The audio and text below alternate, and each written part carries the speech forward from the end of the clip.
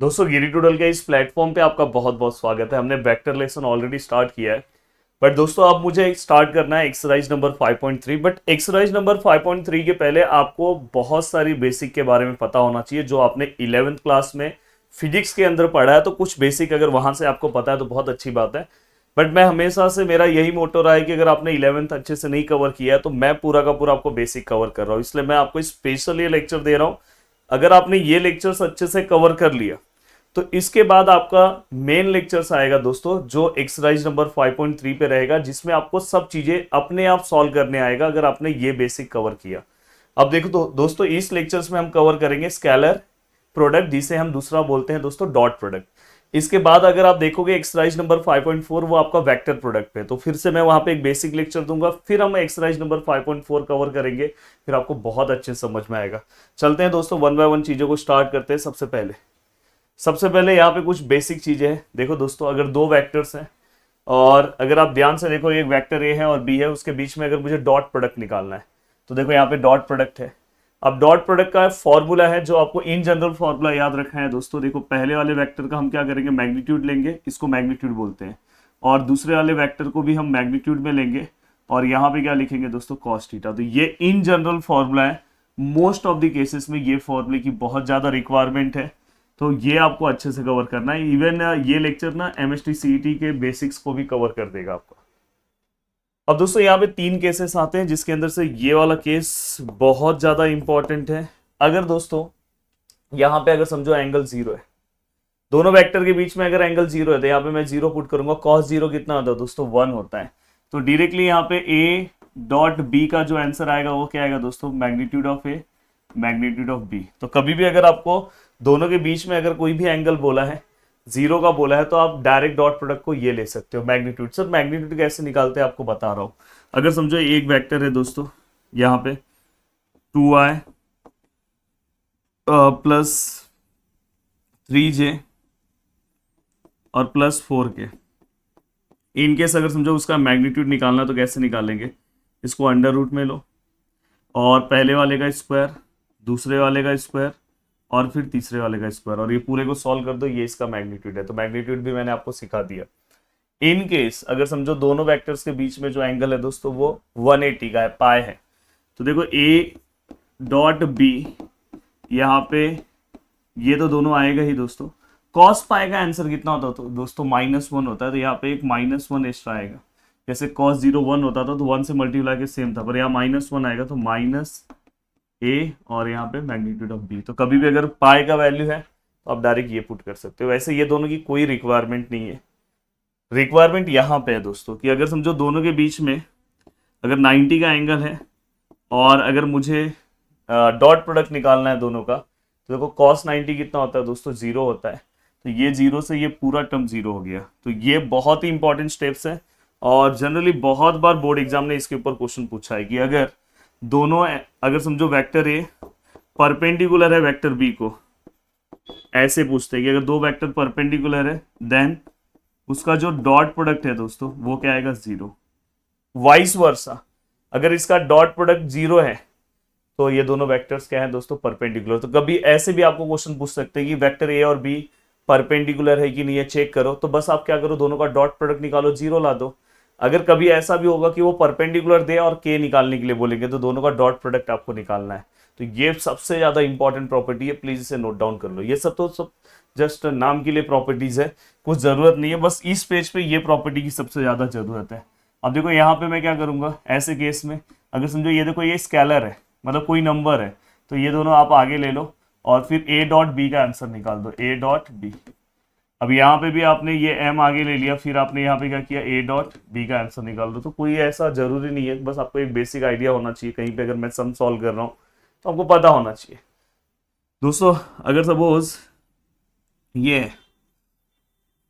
अगर समझो मैंने a डॉट बी का मैग्नीट्यूड निकाला, मैग्नीट्यूड कैसे निकालते हैं आपको पता है, और मैंने दोनों का अलग अलग मैग्नीट्यूड निकाला, तो ये दोनों में से इसका जो आंसर है दोस्तों वो हमेशा क्या आएगा दोस्तों, ग्रेटर आएगा। ये हमेशा याद रखना, हमेशा इसका ये दोनों का मल्टीप्लिकेशन करेंगे। अगर समझो मैंने दोनों का डॉट प्रोडक्ट निकाल के मैग्नीट्यूड निकाला और दोनों का अलग अलग मैग्नीट्यूड निकाल के मल्टीप्लाई करूंगा तो इसका आंसर ज्यादा आएगा। ये आपको एक कंडीशन पता होना चाहिए। अब चलते हैं दोस्तों आगे। अब देखो कुछ बेसिक चीजें हैं जो सम में यूज होने वाला है। पहला आपको ये तो पता है, ये बेसिक आइडिया। यहाँ से अगर आपको एंगल निकालना तो आप कैसे निकालोगे, ए डॉट बी डॉट, ये मैग्नीट्यूड वाला पार्ट आप यहाँ भेज दो, ये वाला ही पार्ट आप यहाँ भेज दो, तो यहाँ पे क्या आएगा दोस्तों कॉस थीटा। तो इनकेस अगर कभी आपको एंगल निकालना रहा तो कॉस भी आप यहाँ भेज सकते हो। तो ये आपको एक बेसिक फॉर्मूला पता होना चाहिए। अब देखो दोस्तों यहाँ पे 3 कंडीशन है, केस 1, केस 2, केस 3। केस 1 में क्या है दोस्तों, थीटा का जो वैल्यू है 0 से लेके π/2 से कम होना चाहिए। तो ऐसे केस में यहाँ पे कॉस थीटा का वैल्यू क्या आएगा, तो दोस्तों ऐसे केस में कॉस थीटा का वैल्यू हमेशा, अगर समझो ये देखो 0 से 90 है ना, तो इसे मैं एक्यूट एंगल बोलूंगा। क्या बोलूंगा दोस्तों, एक्यूट एंगल बोलूंगा। और एक्यूट एंगल में हमेशा याद रखना पॉजिटिव वैल्यू आएगा, मतलब ग्रेटर देन 0। तो यहाँ पे आपको क्या मिलेगा दोस्तों, cos theta which is greater than 0। मतलब यहाँ पे आप लिख सकते हो ए डॉट बी, और यहाँ magnitude of A, magnitude of B which is greater than 0, ये वहां पे जाएगा। Then A dot B greater than 0। तो कहीं पे भी अगर एक्यूट आया तो ये कंडीशन आप यूज कर सकते हो। देन दोस्तों इसके बाद ये होने के बाद अब नेक्स्ट कंडीशन है दोस्तों, सर अगर समझो इसका जो वैल्यू है दोस्तों कॉस थीटा है, A dot B dot, sir अगर ये 90 से लेके 180 आ गया। अब आपको पता है कि मोर देन 90 क्या होता है दोस्तों, ऑब्ट्यूस होता है। तो सर अगर ये ऑब्ट्यूस आ गया, ऐसा भी लिखा हो सकता है ऑब्ट्यूस, तो ऐसे केस में इसका आंसर नेगेटिव आता है, मतलब कॉस थीटा का जो आंसर है दोस्तों लेस देन 0 होगा। यहाँ पे हम क्या लिखेंगे दोस्तों, A dot B dot magnitude of A magnitude of B less than 0, then A dot B dot less than 0। तो ये कंडीशन भी आपको याद रखना है, फाइनल कंडीशन बस याद रखो कि अगर समझो ऑब्ट्यूस आ रहा है तो आपका क्या आएगा, लेस देन 0, उसका डॉट प्रोडक्ट। और अगर समझो एक्यूट है तो क्या आएगा दोस्तों यहाँ पे ये वाला भी आप डायरेक्ट लेके सम सॉल्व कर सकते हो। तो बस आपको ये पता होना चाहिए कि जब भी अगर एक्यूट आ रहा है तो कॉस थीटा का आंसर पॉजिटिव होगा, ऑब्ट्यूस आ रहा है तो क्या होगा दोस्तों, नेगेटिव होगा। और ऐसे केस में क्या होगा दोस्तों, जहां पे 90 आ रहा है, तो 90 वाले केस में दोस्तों कॉस थीटा का आंसर क्या होगा दोस्तों, 0 होगा। ये तो आपको पता ही है। तो यहाँ पे क्या आएगा दोस्तों, तो यहाँ पे A dot B which is equal to 0, जो हमने पीछे भी सॉल्व किया, अगर समझो उनके भी कॉस थीटा का आंसर क्या आ रहा है दोस्तों, 0 आ रहा है। मतलब 9 सॉरी यहाँ पे अगर थीटा का आंसर क्या है π/2, तो यहाँ π/2 पुट करूंगा तो कॉस π/2 क्या होता है, 0 होता है। तो फाइनली हम यहाँ पे जाते हैं। तो ये चीजें आपको पता होना चाहिए। अब ये होने के बाद दोस्तों और बेसिक चीजें देखो, बहुत ही सिंपल और स्वीट बेसिक आपको प्रोवाइड कर रहा हूँ, ज्यादा कुछ टेंशन में डाल नहीं रहा हूँ। देखो यहाँ पे, हाँ आपको पता होना चाहिए दोस्तों आई मतलब एक ही इसके ऊपर है। तो दोस्तों यहाँ पे अगर ये दोनों सेम है तो डॉट प्रोडक्ट में सेम का आंसर 1 आता है, बस आपके लिए ऐसे याद रखो। बट अगर दोस्तों देखो यहाँ पे आई जे है, आई और जे मतलब ये समझो आई एक्स एक्सिस के साथ है, जे वाई एक्सिस के साथ है, दोनों के बीच में एंगल दोस्तों 90 का होता है। और डॉट प्रोडक्ट में 90 वाला मैटर है, मतलब आंसर 0।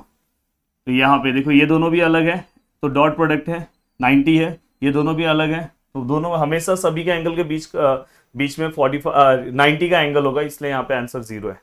तो हमेशा ऐसे याद रखना कि डॉट प्रोडक्ट में अगर सेम आया तो आंसर 1 है, और अगर डिफरेंट दिखाई दिया तो आंसर डायरेक्ट बाय डायरेक्ट 0।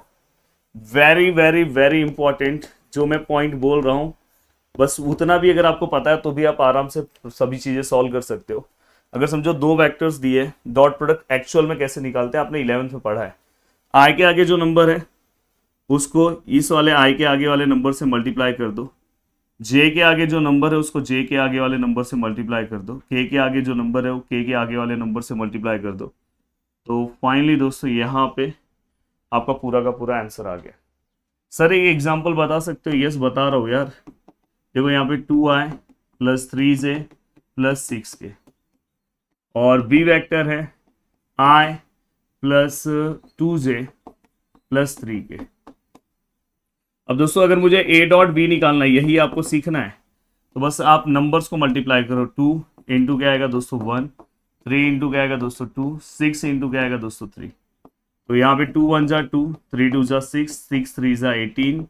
तो यहाँ पे अगर हम प्लस करें 24, 26 आएगा। आप भी एक बार प्लस कर लेना, देख लेना क्या आ रहा है।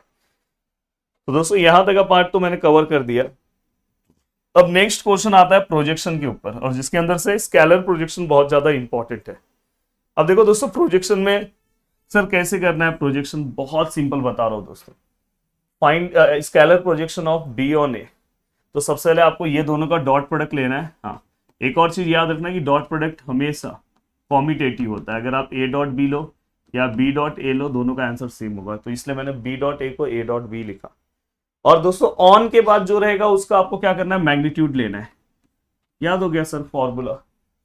अब यहाँ पे scalar projection of Parle G on Oreo, तो पार्ले जी ओरियो का डॉट लेना है, और जो नीचे है ओरियो उसका क्या करना है दोस्तों, आपको मैग्नीट्यूड लेना है। तो देखो यहाँ पे हम क्या करेंगे, ए डॉट बी, और दोस्तों पीछे कौन है, बी, तो बी का हमें क्या करना है, मैग्नीट्यूड लेना है।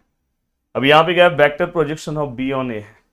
अगर मुझे इसका वेक्टर प्रोजेक्शन निकालना है तो देखो वेक्टर में क्या होता है, वेक्टर में हम सेम ऐसे ही लेते हैं, ए डॉट बी, सेम यहाँ पे ऑन के बाद जो रहेगा वो आपका मैग्नीट्यूड में आएगा, बट साथ में यूनिट वेक्टर से मल्टीप्लाई हो जाता है।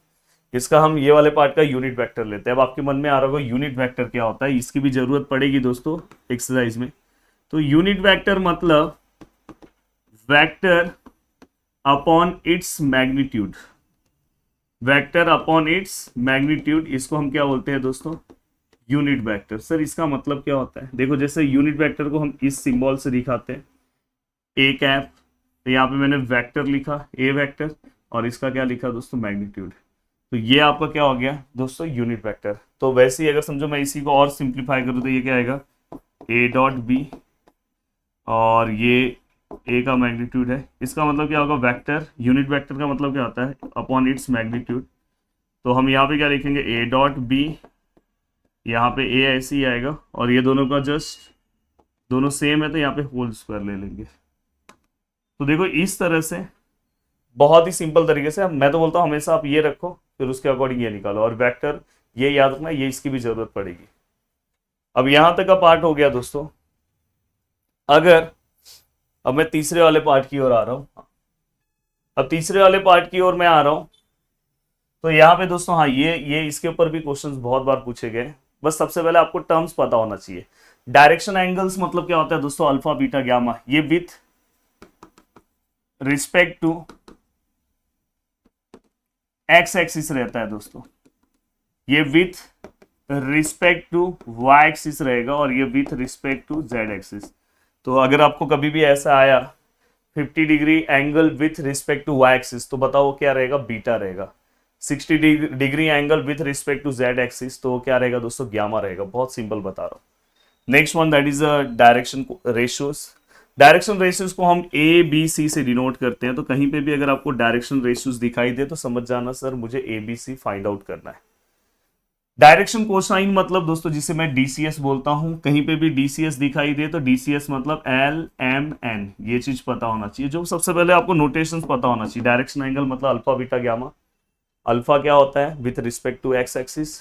देन दोस्तों इसके बाद डायरेक्शन रेशियोज मतलब ए बी सी, और डायरेक्शन कोसाइन मतलब अल्फा ये एल एम एन। अब दोस्तों यहाँ पे इनकेस अगर समझो आपको अल्फा बीटा गामा दिया है और आपको बोला है कि डायरेक्शन कोसाइन निकाल, तो इसका फॉर्मूला है दोस्तों L equal to cos alpha, M equal to cos beta, and N equal to cos gamma. तो ये फॉर्मूला एज इट इज आपको पता होना चाहिए।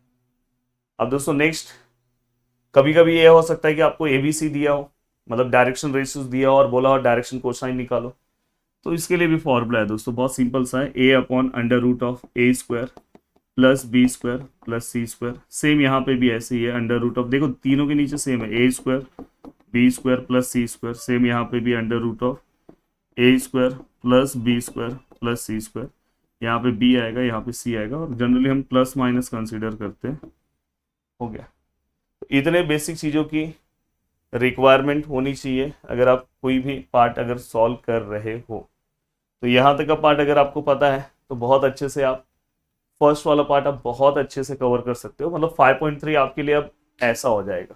तो प्लीज़ कैसा लगा प्लीज़ नीचे कमेंट करना। देखो जहाँ पे मुझे ऐसा लगता है कि मैं इस वाले पार्ट को एक्सरसाइज में ही समझा दूंगा तो मैं अलग से कॉन्सेप्ट वीडियो देता नहीं हूँ। पर जहाँ पे मुझे लगेगा कि नहीं भाई एक्सरसाइज में नहीं समझा पाऊंगा, टाइम जाएगा, इसको अलग से समझने की जरूरत है, वहीं पे मैं प्रोवाइड करता हूँ। बिना मतलब का मैं आपका टाइम पास नहीं करता। तो अब डायरेक्ट मैं 5.3 स्टार्ट करूंगा। उसके पहले आपको इतनी चीज़ों की मतलब चीज़ों का पूरा नॉलेज होना चाहिए। मिलते हैं दोस्तों नेक्स्ट लेक्चर में। बाय बाय, टेक केयर, जय हिंद दोस्तों।